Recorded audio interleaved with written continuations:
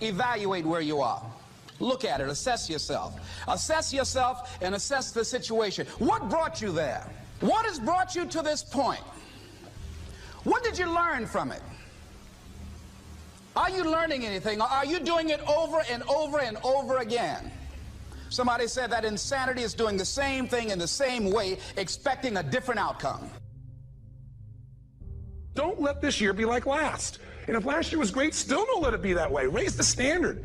If your life is perfect and extraordinary, you darn well know you're not going to be happy unless you keep making it better. That's what makes us feel alive. It's not what we get that makes us happy. It's who we become and what we're able to give because we become more. If you want to begin to move, you've got to clear your mind of all the unnecessary luggage and baggage that's weighing us down.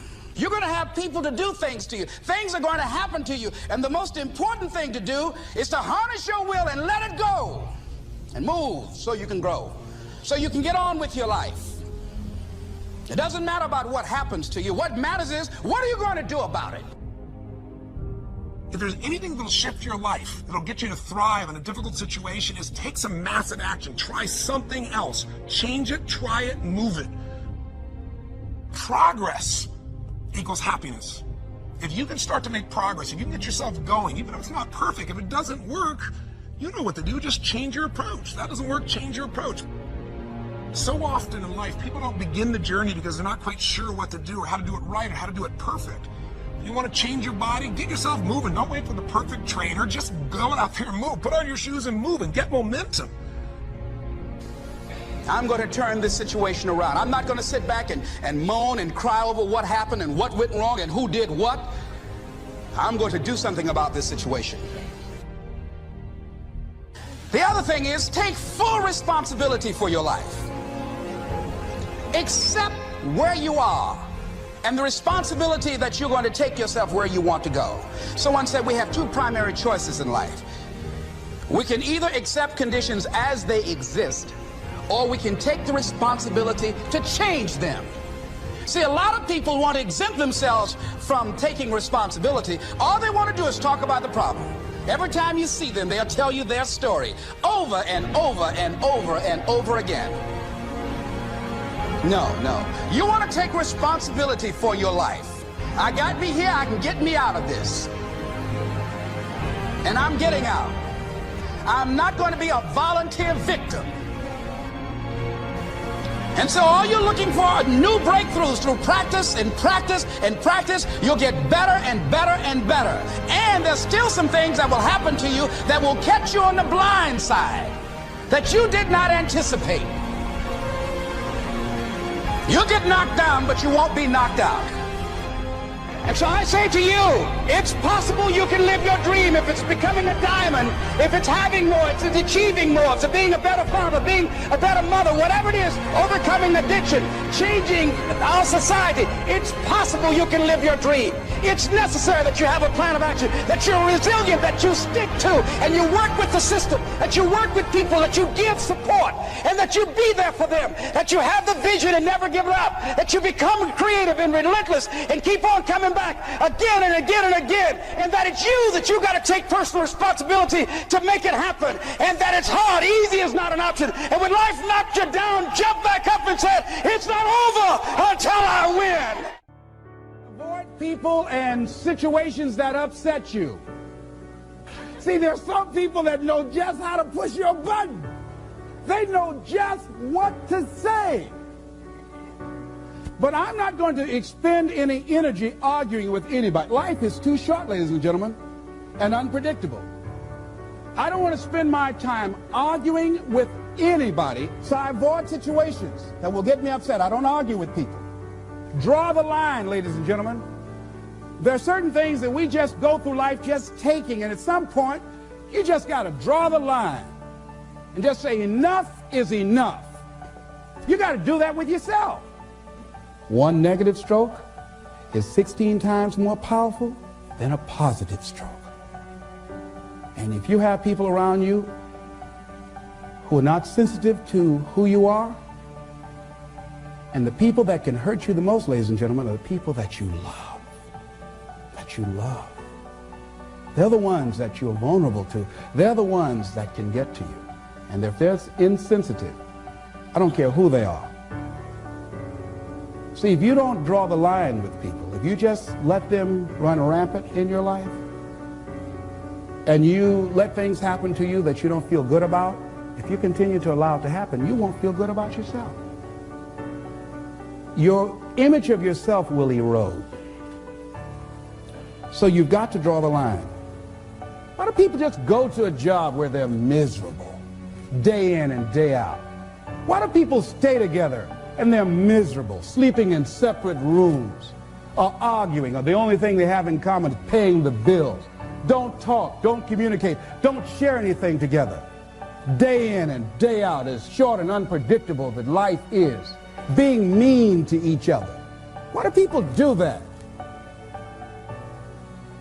Known hells are preferable to strange heavens because it's familiar. See, life is rough, ladies and gentlemen. It's rough, and it's scary. It's scary growing. It's scary taking a chance. It's scary acting on your intuition, on your guts. It's scary. It's frightening. There are people that's tolerating things right now, and they're immobilized by fear. They can see the hammer coming, and they're afraid to even move because it's scary. To go against the dominant thinking of your family, friends, and those people you associate with every day is perhaps the most difficult act of courage you will ever perform. See, when you start growing, when you start changing the way you walk, the way you talk, the way you act, the way you respond to things, the way you use your time, when you start saying, no, I can't do that. Why? You're too busy. You don't have the time. No, I have my own agenda. So if people can put you on a guilt trip, they will. And use you and abuse you over and over and over again. You got to draw the line. You have to draw the line on them. Don't go through life feeling like you're powerless. Victims are people that are powerless. You're not powerless. You are powerful. You direct the power in your life. Whatever your life is right now, it is a duplication of your consciousness. It's a result of how you have decided to use your power. That's all it is. That's not who you are. That's just a perverted use of your power that you aren't satisfied with. And you've got the power to change that. Wherever you are, how, I don't know. But I know you've got the power to do that. But you don't know what has happened to me. It really doesn't matter what has happened to you. See, the only thing that really matters is, what are you going to do about it? That's all that matters. That's all that matters.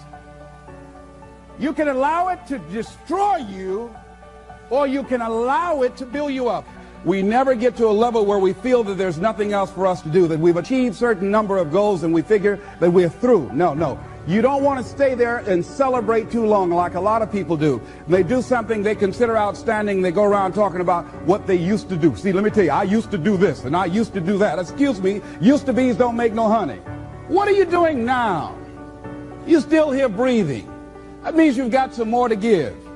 Doesn't matter how old you are, doesn't matter about where you are, doesn't matter about what you have, doesn't matter about what you've done. Life is about growing, it's about being productive, it's about stretching, it's about challenging yourself. So you start looking around and decide, hey, what else do I want to do? What got me here? It's a time for celebration, but also a time for reflection. What got me here? What worked? What did not work? What do I need to do to repeat so that I can get the same kind of results in other areas of my life?